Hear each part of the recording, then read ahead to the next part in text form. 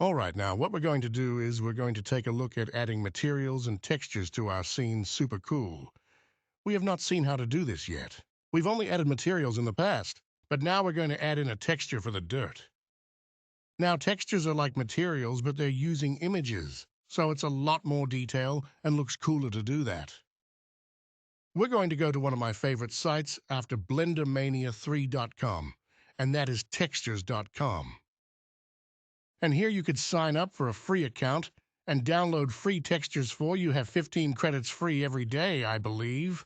And it's just awesome. They got some really cool textures. So here we're going to search for dirt. And under dirt, we're going to go ahead and let's see which dirt texture we want to use. I'm just going to use, let's go with that first one right there. Looks good. So we're going to select this one. And we are going to add in 3 different textures for this. So we're going to download the albedo texture now. Albedo is the color map or the image texture. Let's go ahead and download the medium of that.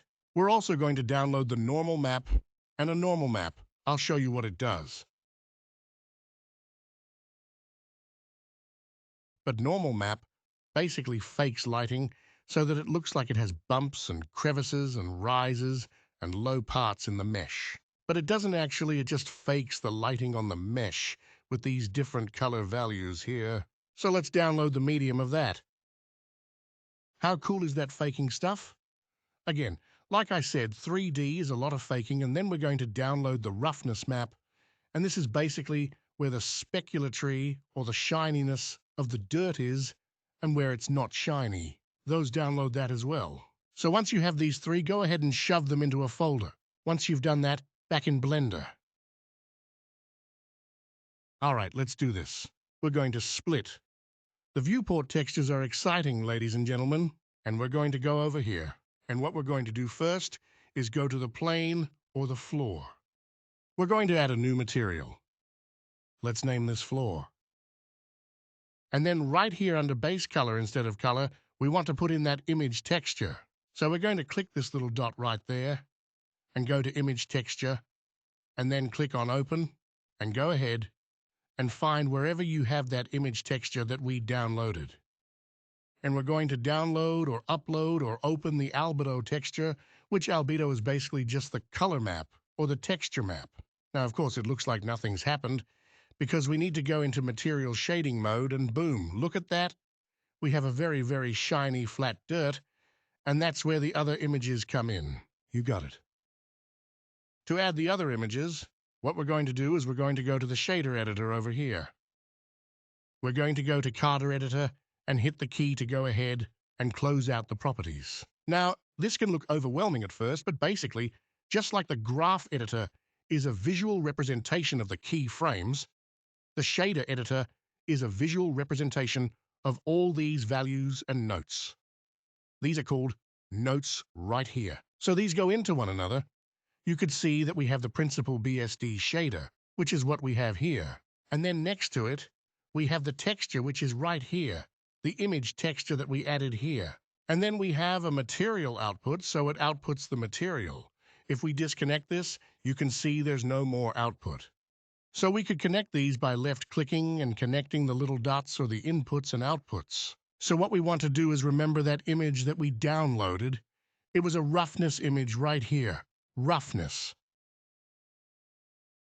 So this roughness image goes into the roughness inputs right here. Now this value is also right here.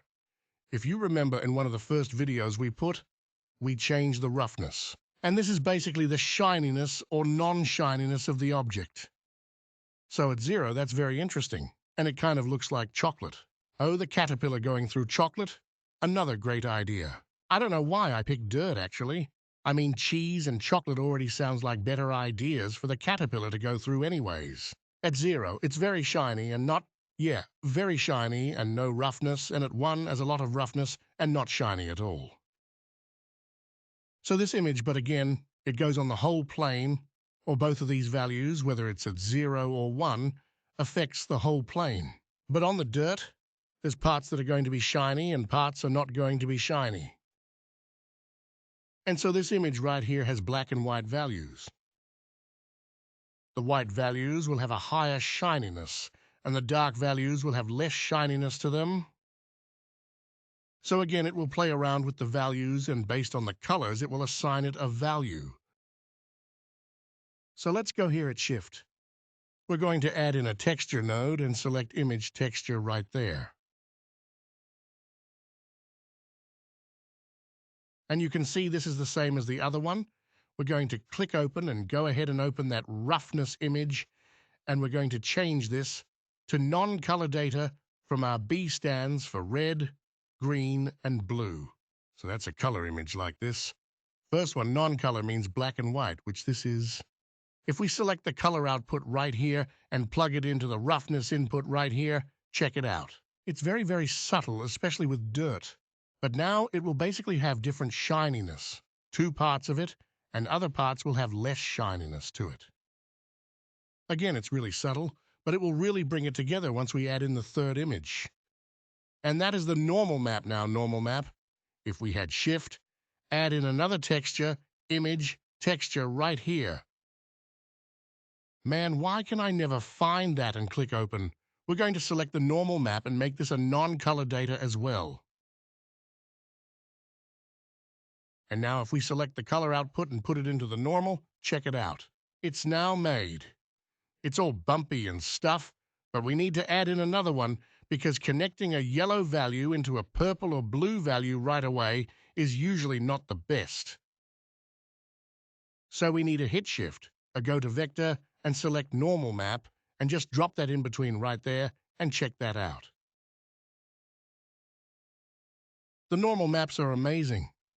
This is especially used in video games because in video games, like I said, if you wanted to create all these little bumps on the dirt, you would need a lot of geometry on your mesh because you would need the vertices to actually create bumps and stuff. But with a normal map, it basically fakes the lighting and creates the illusion of bumps and crevices just with a texture. You can see if we increase the strength, I'm going to increase it to 10 just to exaggerate it a lot. Look at that. It looks like we actually modeled bumps and crevices, but in reality, we would need like hundreds of thousands of vertices to create this with geometry. And that's the beauty of normal maps. Normal maps are used all the time to add additional detail and texture, because again, if we were to model this with vertices, our computer would probably crash. So I put this value to, let's say a value of 3 is too intense. And again, you want to be subtle with this, so let's see. This is with nothing. I'm going to put it to a value of 2.6, I guess, or actually let's put it to value of 2 right there. All right? Now if we play this, you could see it. Our caterpillar goes through the holes, boom, just like that. Now the holes are not too visible, so we'll see what we could do with changing the lighting and stuff. That way we can make them a little bit more visible. Now, one more thing for the image. If your image is not showing properly, or actually we want to scale the dirt up, because right now the dirt is pretty big. Let's change this to the UV ed. And if we had TABD go into edit mode and to select everything, you could see that's already unwrapped. But if we want to unwrap an image, and unwrapping basically means to take the mesh and slap it and unwrap it onto an image right here, it's kind of like projecting this mesh onto the image, and that's how the textures are applied.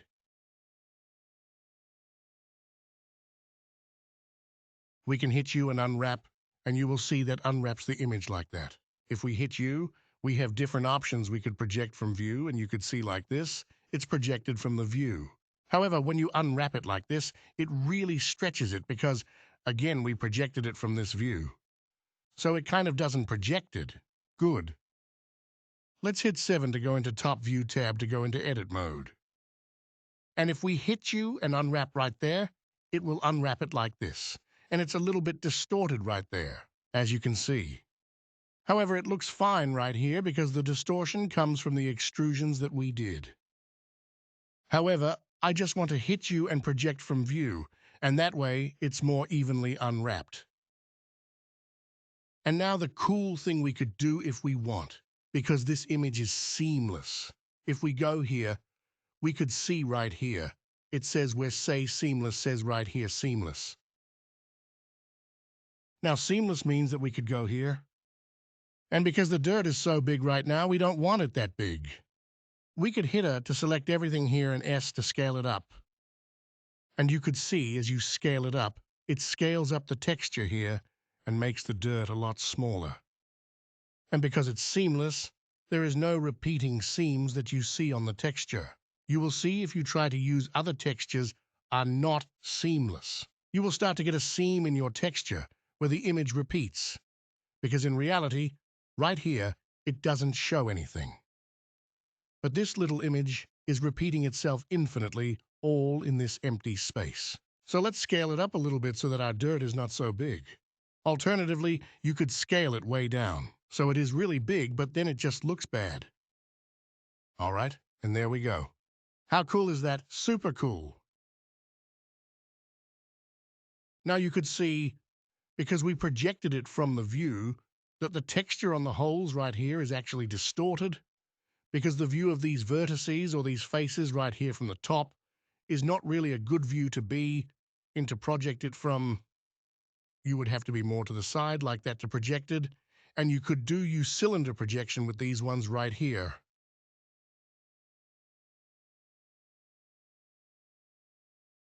However, I kind of like it to be stretched like that because it differentiates it usually. You don't want that. But I kind of like this effect personally right now for this scene. But just to give you an example, let's go to this last hole right here. If you didn't want them stretched like that, Alt-Left, click all these faces right here, and then just hit 3 to go into side view, U and cylinder projection, and you will see that here.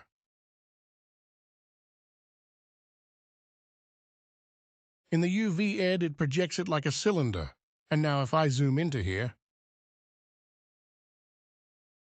you will see that projected, and it looks more like dirt like that, and it's not stretched anymore, which is obviously you want that more. You don't want it stretched. But again, I kind of like the effect of it looking stretched like that, which you normally don't want. I might change it later. Anyways, let's maximize this window and let's go to add a quick texture to the caterpillar for the caterpillar. I'm going to select it. I click New and let's make this guy. What color should that be? Definitely a... Let's go with a green color. I'm going to bring it down so that's a little bit darker, and there we go. Now what I want to do is also add in subdivision or not subdivision. I want to add subsurface scattering. So subsurface scattering, you could see right here, subsurface and subsurface color and subsurface radius. Subsurface scattering is used for skin-like textures. Is the effect when, for example, if you put your fingers out in the sunlight or under a light, you could see that the light hits the surface of your finger and goes through the surface subsurface, and it scatters in the surface of your finger and kind of lights up the inside of your finger. And we could achieve the same effect, which is really good for skin or creatures. And if we select subsurface right here and increase this value, you could see that the light will then shine through the surface of the green color. And the subsurface color is white. So a white color will show up underneath the green color. However, we don't want to put it so high again. If you change this to a blue color, you can see what that gives us right there. If we increase this, it will just be blue underneath. But we want to make it subtle, and maybe under the dark green color, make it a light green color there. And I'm going to make this an even darker green. And this just adds a subtle, skin-like texture you could see without it, and with it a little bit. All right. So there we go. And then we could also play around with the roughness a little bit. And no, I don't want to make him shiny that way. Let's increase the roughness a little bit so he's not so shiny, sweet. And now we want to add a different color to the eyes because we don't want them green. Let's hit the plus icon to add in a new material slot and click on you. Now, how do we add a new material to the eyes and the nose? Because these are the same object. If we had tab, you could see it's the same object. Where do you go? Where did it go? He just disappeared. Where did that go? All right, let's go to frame 1 so that we know where it is because he just disappears underneath somewhere. Now to add a new material to just the eyes and the nose, we just need to select these vertices. Let's select one of the faces of the eye, hit Control to select the linked. Then on the second material, all we have to do is click on a sign, and it will sign those vertices. Are those faces to that material pretty cool? Now the eyes, I'm going to make them black like that. And the nose, I'm going to add a new material, click New and select a pinkish color, a slight pinkish color, select one face on the nose and hit Control, and go to the third material and assign it. And there we go. We have assigned the eyes and the nose to add, and now we can play it. And boom, we have Ed going through the tunnels like that. But we're still not done with this animation. We still got quite a lot of things to do, but that's pretty much it for the materials. In the next video, we're going to see how to add in a little bit of grass, a little bit everywhere, to not make it so dirt-like, and add a little bit of grass, and maybe some rocks and stuff to add a little bit variation to our scene. All right, I'll see you in the next video. Shoof for now over. Make sure to save, by the way.